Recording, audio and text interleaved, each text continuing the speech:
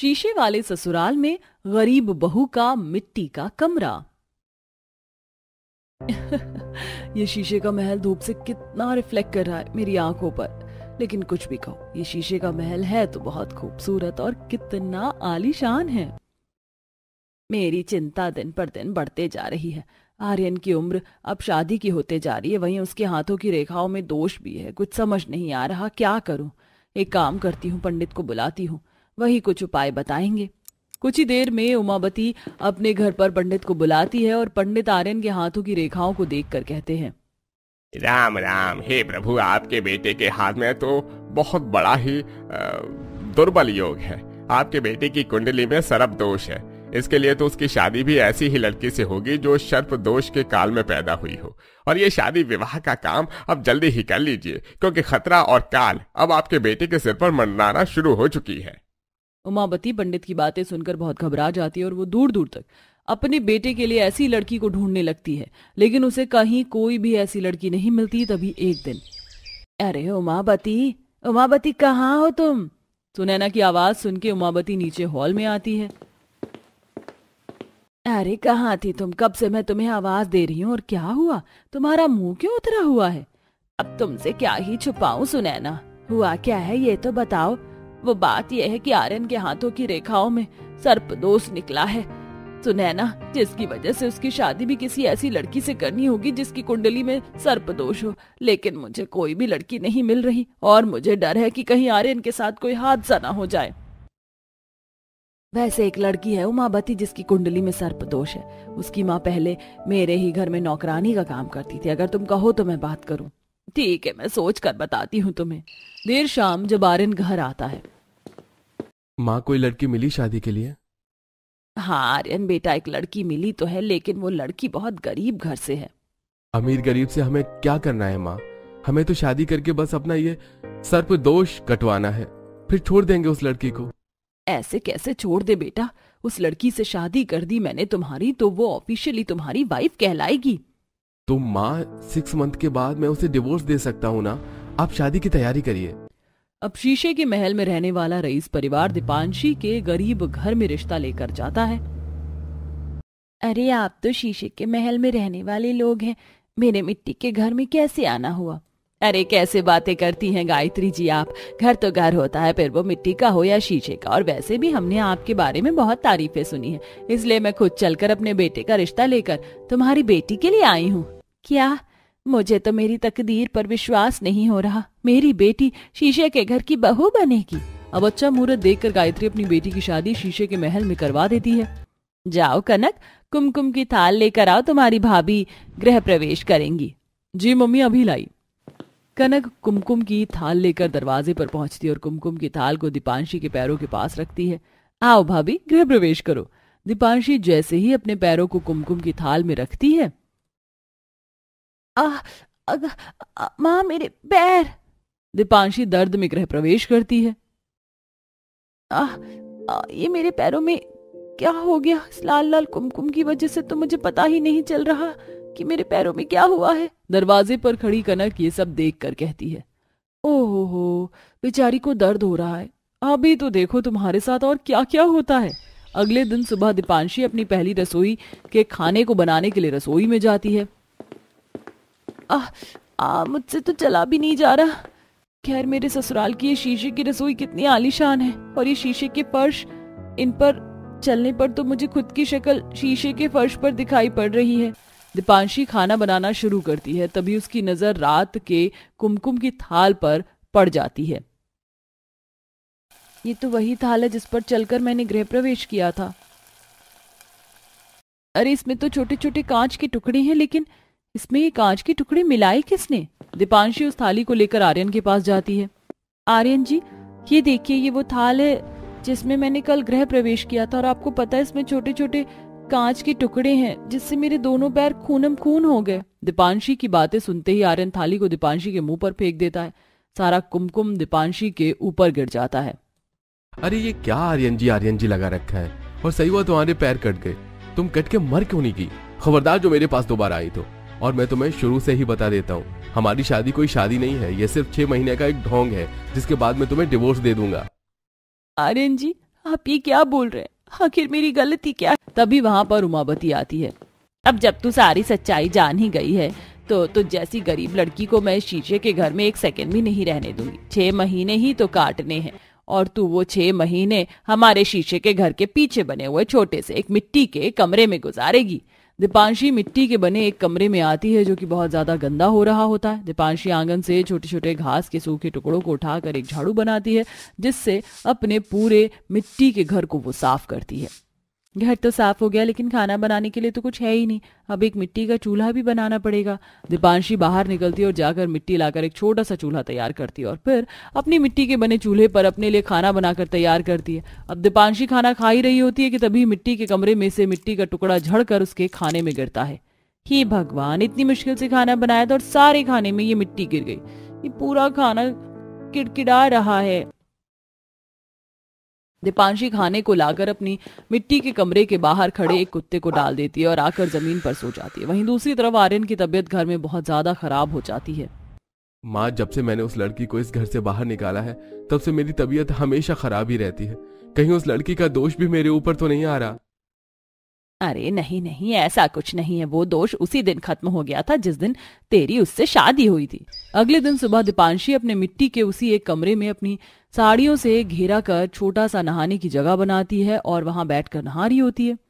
यहाँ तो मैं जितना नहा रही हूँ मेरे गीले शरीर और पैर पर ये मिट्टी चिपकते ही जा रही है और ये सारा पानी तो जमीन पर फैल गया है और घर पूरा कीचड़ कीचड़ हो गया है। अब कीचड़ होने के कारण जमीन पर रखे दीपांशी के सारे कपड़े गंदे हो जाते हैं। चूल्हे पर रखे खानों में भी पानी गिर जाता है। इस छोटे से मिट्टी के कमरे में नहाकर मेरे पूरे घर में कीचड़ हो गया। मेरे सारे साफ कपड़े भी कीचड़ में गंदे हो गए और मेरे खानों में भी पानी चला गया। मैं क्या करूं? मुझे कुछ समझ नहीं आ रहा। अब जहां दीपांशी अपने मिट्टी के कमरे में इतनी ज्यादा परेशान हो रही थी, वहीं दूसरी तरफ उसके ससुराल वाले जो शीशे के घर में रहा करते थे वो भी दिन पर दिन बढ़ती इस भीषण गर्मी से बहुत परेशान होने लगे थे। घर का टेम्परेचर बढ़ता ही जा रहा था। शीशे में धूप बहुत ज्यादा रिफ्लेक्ट हो रही थी, जिसके कारण घर का ऑक्सीजन लेवल कम होता जा रहा था। तभी एक दिन सभी लोग अपने अपने कमरे में आराम कर रहे थे और तभी अचानक से सभी परिवार वालों का दम घुटने लगता है। ये क्या हो रहा है? मैं सांस क्यों नहीं ले पा रही हूँ? अरे नौकर, सब कहाँ चले गए? जल्दी से इस घर के दरवाजों को खोलो, खिड़कियां खोलो। माँ, भैया, कोई जल्दी से मेरे कमरे में आओ, मुझे बहुत सफोकेशन हो रही है। कोई तो आओ। आर्यन लड़खड़ाते हुए दरवाजे की तरफ आता है कि तभी मेज पर रखा हुआ सोने का फ्लावर पॉट उसके हाथ से जमीन पर गिरता है और वो वहीं बेहोश हो जाता है। अरे ये कैसा शोर था? कहीं मेरे ससुराल वालों को कुछ हुआ तो नहीं? दीपांशी अपने शीशे के ससुराल की तरफ आती है जहां उसे दूर दूर तक कोई कहीं नजर नहीं आता है। अरे सब कहाँ हैं? कोई दिखाई क्यों नहीं दे रहा? मुझे बहुत चिंता हो रही है। दीपांशी को कुछ समझ में नहीं आता और वो सड़क से एक बहुत बड़े पत्थर को उठाकर कांच के दरवाजों को तोड़कर घर के अंदर घुसती है। वो देखती है कि आर्यन के मुंह से झाग निकल रहा है और वो बेहोश पड़ा हुआ है। अब दीपांशी एक एक करके सबको कमरे से बाहर लेकर आती है। आसपास के लोगों से मदद लेकर वो सबको कार में बिठाकर डॉक्टर के पास लेकर जाती है। आप अपनी बहू को बहुत बड़ा थैंक्स कीजिए जो सही वक्त पर वो आप सबको हॉस्पिटल ले आई, नहीं तो आज ऑक्सीजन की कमी के कारण आप सबकी मौत भी हो सकती थी। तभी घबराती हुई सहमी हुई दीपांशी सबके सामने आती है। आप लोग ठीक तो है ना? हाँ, हम ठीक है। मुझे समझ में नहीं आ रहा मैं किस मुंह से तुझसे बात करूं। मैंने तेरे साथ बहुत गलत किया बहू, हो सके तो मुझे माफ कर दे। मुझे भी माफ कर दो दिव्यांशी। मैं जानता हूँ कि मैं माफी के लायक नहीं हूँ, पर फिर भी मुझे माफ कर दो दिव्यांशी। अरे नहीं, इसकी कोई जरूरत नहीं है। आप लोग माफी मत मांगिए। मेरे लिए तो यही बहुत है कि आप लोगों की जान बच गई। इस हादसे के बाद दिव्यांशी को उसके शीशे के ससुराल में बहू का दर्जा मिल जाता है, जिसके बाद वह अपने ससुराल वालों के साथ खुशहाल जिंदगी गुजारने लगती है। अरे ये क्या सरिता, ये मैं क्या देख रही हूँ? अब इन लोगों ने तो दीवारों पर भी खेती करनी शुरू कर दी है। अरे छत, आंगन, घर, गली क्या कम थी जो तुम लोगों ने घर की दीवारों पर भी खेती करनी शुरू कर दी? अरे जानकी, सरिता बहन, इसे वर्टिकल फार्मिंग कहते हैं। बाहर के देशों में इस तरह की खेती की जाती है। तुम लोगों का तो कुछ हो ही नहीं सकता। हमारे अच्छे खासे शहर के मोहल्ले को बिल्कुल गांव में बदल दिया है तुम लोगों ने। चलो सरिता, चलते हैं। शहर में रहकर भी क्यों पांचों बहुओं ने अपने पूरे घर को खेती से भर दिया था। पूरा घर सब्जी, फलों, बेल, अलग अलग पौधे और फूलों से भरा हुआ था। ये सब करने का इन पांचों बहुओं का कोई कारण था? आइए इसे जानने के लिए हम थोड़ा पीछे चलते हैं। हम लोग शुरू से ही गांव में रह रहे हैं, क्या ऐसे अचानक शहर में जाकर रहना ठीक रहेगा? अरे बाबा, हम कब तक इस गांव में रहेंगे और कब तक यूं छोटे मोटे काम करके 2 वक्त की रोटी खाएंगे? कल को हमारा परिवार बढ़ेगा तो क्या हम कम पैसों में अपना गुजारा कर सकेंगे? शहर में हम 5 भाइयों को ऊपर वाले की कृपा से अच्छी नौकरी मिल गई है, इसलिए हम सब शहर में ही रहेंगे। कल सुबह की 5 बजे की बस से हम सबको शहर जाना है, तो तुम लोग सारा जरूरी सामान बंद करके रख लो। 5 बहुएं घर का जरूरी सामान पैक कर देती हैं और अगले दिन ही पूरा परिवार सुबह सुबह की बस पकड़कर शहर पहुंच जाता है। उनके पति मिलकर 2 कमरों वाला एक छोटा सा किराए का घर लेते हैं। 2 कमरे वाले छोटे से घर को देख 5 बहुओं को ज्यादा खुशी तो नहीं थी, लेकिन अब उस घर में रहने के अलावा उनके पास कोई और चारा भी नहीं था। 5 बहुएं मिलकर जल्दी से सारे घर की सफाई करती हैं और एक कमरे में बैठने सोने के लिए बिस्तर और एक कमरे में रसोई का सामान लगा देती हैं। अगले दिन से ही 5 बहू के पति अपने अपने काम पर निकल जाते हैं। वहीं 5 बहुएं घर का सारा काम खत्म करके छत पर जाकर बैठ जाती हैं। मेरा तो यहाँ बिल्कुल भी मन नहीं लग रहा है। गांव में हम जल्दी काम खत्म करके कैसे सभी औरतों के साथ बैठकर हंसी मजाक करती थी, गाय भैंस चराने के लिए खेतों में जाती थी। पूरा दिन हमारा खेतों में ही गुजरता था। मुझे तो अपने गांव और खेतों की बड़ी याद आ रही है। मेरा तो हमारे खेतों के बिना बिल्कुल भी मन नहीं लग रहा है। वहाँ कितनी हरियाली होती थी और ना ठंडी ठंडी ताज़ा हवा चलती थी। हमें तो बाजार से सब्जी लाने की भी कोई जरूरत नहीं थी, बस खेतों में गए, सब्जी तोड़ी और पकाकर खा लिया। लेकिन यहाँ देखो, 10 रुपए की मिर्ची के लिए भी मंडी जाना पड़ता है। 5 बहुएं एक दूसरे से बैठकर बात कर रही होती हैं कि तभी तारा की नजर अपनी पड़ोस में रह रहे लोगों की छत पर जाती है। उन लोगों की छत पर कई सारे अलग अलग फूलों के गमले लगे हुए थे जो दिखने में काफी सुंदर लग रहे थे। अरे जरा उन छत पर तो देखो, कितनी सुंदर सुंदर फूलों के गमले हैं। तारा, ये दिखने में कितने सुंदर लग रहे हैं ना। इन्हें देखकर तो मुझे हमारे आंगन में लगे हुए पुदीने, धनिया और मिर्च के पौधों की याद आ गई। जिस तरह इन लोगों ने अपनी छत पर फूलों के पौधे उगा रखे हैं, इसी तरह हम भी मिर्ची, धनिया, पुदीना, टमाटर, बैंगन के पौधे उगा सकते हैं, जिस तरह हमने अपने गाँव में उगाए थे। अरे हाँ तारा, हम ऐसा कर सकते हैं। 5 बहुएं मिलकर धनिया, मिर्च, पुदीना, लहसुन, अदरक, टमाटर के बीज लेकर आती हैं। हमने बीज ले लिए, लेकिन हम बिना गमले के इन्हें उगाएंगे कैसे? गमले तो काफी ज्यादा महंगे हैं और हमारे पास तो इतने पैसे नहीं हैं। साक्षी इतना बोल रही होती है कि तभी सावी हाथों में कुछ प्लास्टिक की बोतल लेकर आती है। अरे सावी, तुम ये कबाड़ी वाले से प्लास्टिक की बोतल क्यों लेकर आई हो, वो भी इतनी सारी? अब गमले तो इतने महंगे हैं कि हम उन्हें खरीद नहीं सकते, तो इसीलिए मैंने सोचा कि हम इन बोतल के अंदर ही बीज डालकर खेती करेंगे। सावी का ये जुगाड़ बाकी बहू को काफी पसंद आता है, जिसके बाद अब वो सभी उन प्लास्टिक बोतल के अंदर मिट्टी, बीज और वो पानी डालकर उन्हें छत पर रख देती हैं और कुछ दिनों के अंदर उसके अंदर से पौधे निकलने लगते हैं। अरे जरा ये तो देखो, इसमें से तो अब धनिया भी उगने लग गई है। हमारा ये जुगाड़ तो बड़ा ही कमाल का निकला। वैसे मैं सोच रही थी कि हमारे घर के आंगन में इतनी सारी जमीन खाली है, तो क्यों ना हम वहां पर भी कुछ सब्जियों की खेती कर लें, जैसे बैंगन, लौकी, टिंडे। फिर तो हमें अपने घर में ही मिल जाएंगे। मैं भी ऐसा ही कुछ सोच रही थी, इससे हमारा मन भी लगा रहेगा और 4 पैसों की भी बचत होगी। सभी बहुएं मिलकर अपने आंगन में छोटे छोटे गड्ढे करने लगती हैं और उसके अंदर अलग अलग सब्जियों के बीज डाल देती हैं, जिसे देख उनकी कुछ पड़ोसन, अरे ये तुम लोगों का गांव नहीं, हमारा शहर है। ये खेती बाड़ी गांव में अच्छी लगती है, शहरों में नहीं। तुम तो हमारे शहर को गांव बनाने में लग गई हो। तो उसमें दिक्कत क्या है? आप शहरी लोग भी तो गांव में उगी हुई सब्जियां ही खाते हैं। अगर हम शहर में थोड़ी बहुत खेती करने लगेंगे तो उसमें तो हमारा ही फायदा है ना।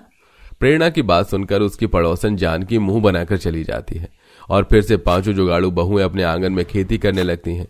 कुछ दिनों में छत के साथ साथ उनके आंगन में भी सब्जियां होनी शुरू हो जाती हैं। वैसे खेती करके जो सब्जियां उग रही हैं वो सब्जी हमारी जरूरत से ज्यादा ही हैं। कल भी 2 लौकी और 4 बैंगन सड़कर खराब हो गई थे, इसीलिए मैं सोच रही थी कि जो सब्जियां ज्यादा होती हैं क्यों ना हम उन्हें मंडी में ले जाकर बेचें। इससे बचत के साथ साथ हम 4 पैसे भी कमा लेंगे। साक्षी का ये आइडिया बाकी चारों बहू को काफी पसंद आता है, जिसके बाद अब वो सब अपनी जरूरत के हिसाब से सब्जी निकाल कर बाकी सब्जियों को ले जाकर बाजार में बेचती हैं और 4 पैसे कमा भी लेती हैं। अरे प्रेरणा बहन, थोड़ा एलोवेरा और पुदीना मिलेगा क्या? अरे हाँ, क्यों नहीं, जरूर। अब बेटी मैं अभी लेकर आती हूँ। आप लोगों की खेती से हमें फायदा तो हुआ। कहाँ पहले हमें छोटी छोटी चीजों के लिए मंडी जाना पड़ता था और कहाँ हम आपसे ही सारी चीज ले लेते हैं। ऐसे ही समय गुजरता रहता है। सबसे बड़ी बहू सावी को अखबार पढ़ने की आदत थी। घर का सारा काम खत्म कर सावी आंगन में बैठकर अपनी खेती को देखते हुए अखबार पढ़ रही होती है कि तभी सावी की नजर अखबार में छपी वर्टिकल फार्मिंग की हेडलाइंस पर जाती है। अरे ये वर्टिकल फार्मिंग तो दीवारों पर की जाती है, यानी कि हम लोग जमीन के साथ साथ दीवारों पर भी खेती कर सकते हैं। कई देशों में ऐसी खेती को अपनाया जा रहा है। ये तो बहुत अच्छी तरकीब है। सावी जल्दी से अखबार लेकर छत पर बैठी बाकी बहुओं के पास जाती है और उन सबको वर्टिकल फार्मिंग के बारे में बताती है। लेकिन सावी, ये वर्टिकल फार्मिंग करना तो बहुत मुश्किल होगा ना? बिल्कुल भी मुश्किल नहीं है। देखो, इसकी विधि अखबार में भी लिखी गई है। हम लोगों ने आंगन छत पर इनकी खेती की है, तो क्यों ना अब दीवारों पर भी करें। आने वाले समय में जब जनसंख्या ज्यादा होगी तो लोग इसी तरह की खेती करेंगे। अगर हम इसे अभी से ही शुरू कर दें तो कई सारे लोग इससे प्रेरित होकर इसे सीख सकते हैं। पांचों बहू का ये जुगाड़ अब तक का सबसे बढ़िया जुगाड़ था। पांचों बहुएं अखबार से वर्टिकल फार्मिंग के बारे में कई तरह की चीज जानती हैं और वर्टिकल फार्मिंग अब अपने दीवारों पर करने लगती हैं। ये देख उनकी कुछ पड़ोसनों का मुंह बन जाता है। अरे बस भी करो, तुम तो कुछ दिनों में हमारे शहर को पूरा गांव ही बना दोगी। जमीन छत कम थी क्या जो अब दीवारों पर भी खेती करने लग गई हो? और नहीं तो क्या, जब से ये पांचों गांव से आई हैं तब से मुझे तो ऐसा लगता है कि शहर की किसी मोहल्ले में नहीं बल्कि गांव के किसी कस्बे में रह रही हूँ। पहले हमारी गली में एक भी गाय नहीं आती थी, लेकिन इनकी खेती की वजह से आए दिन हमारी गली में कितनी सारी गाय आती है। उन लोगों की ऐसी बातें सुनकर भी पांचों बहू को अब उनसे कोई फर्क नहीं पड़ता और वो अपनी खेती का काम जारी रखती है। ये देखो, हमने जो छत पर मिर्ची धनिया के साथ साथ फूलों की भी खेती की थी ना, उनसे मैंने ये मालाएं बनाई हैं। अब इन मालाओं को हम मंदिर के बाहर पूजा के लिए बेच सकते हैं। पांचों बहुएं इसी तरह अपनी खेती के काम को जारी रखती हैं, लेकिन अब उनसे जलने वाले लोग इतने ज्यादा हो जाते हैं कि वो मोहल्ले की कम्युनिटी में उन बहू की शिकायत कर देते हैं। इनकी खेती करने की वजह से हमारी गलियां अब गाय कुत्तों से भरी रहती हैं। और नहीं तो क्या, पूरी गली में कितनी ज्यादा गंदगी फैल गई है इनकी खेती करने की वजह से। आप लोग क्यों झूठ कह रहे हैं? हमारी वजह से गलियों में कोई भी गंदगी नहीं फैली है, बल्कि खेती से हम सबका फायदा ही हुआ है। लेकिन बहन जी, इसमें फायदा तो आप लोगों का है ना, हमारा कैसा फायदा है? इसलिए हम लोगों का फैसला है कि आप लोगों को अपनी ये खेती बंद करनी होगी, वरना आप लोगों को इस मोहल्ले से निकाल दिया जाएगा। कम्युनिटी मैनेजर की बात सुन पांचों बहुएं काफी परेशान होती हैं कि तभी रुक जाइए, इनकी खेती से किसी को कोई नुकसान नहीं है। मुझे अस्थमा की प्रॉब्लम है, मुझे सांस लेने में दिक्कत आती है। इन पांचों बच्चियों को देखकर मैंने भी अपने घर की गैलरी में थोड़े बहुत बेलों और पौधों की खेती की, जिससे अब मैं शहर में रहकर भी ताजी हवा ले सकता हूँ। और नहीं तो क्या, पूरा शहर प्रदूषण से भरा है। अगर हम इसमें थोड़ी सी खेती फसल और पौधे उगाकर इस प्रदूषण भरे माहौल में सांस लेंगे तो उसमें हमारा कैसा नुकसान? मोहल्ले के कई सारे लोग उन पांचों बहुओं के हित में बोलते हैं, जिसके चलते अब कम्युनिटी मैनेजर को अपना फैसला बदलना पड़ता है और अब पांचों बहुएं बिना किसी परेशानी के अपनी खेती के काम को जारी रखती हैं और मोहल्ले में कई सारे लोग भी अपने आंगन छतों पर इस खेती को करना शुरू करते हैं। वेल दोस्तों, आपने भी ऐसी खेती बाड़ी अपने छत पर कर रखी है? तो किस चीज का पौधा आपने लगा रखा है? हमें कमेंट करके जरूर बताएं।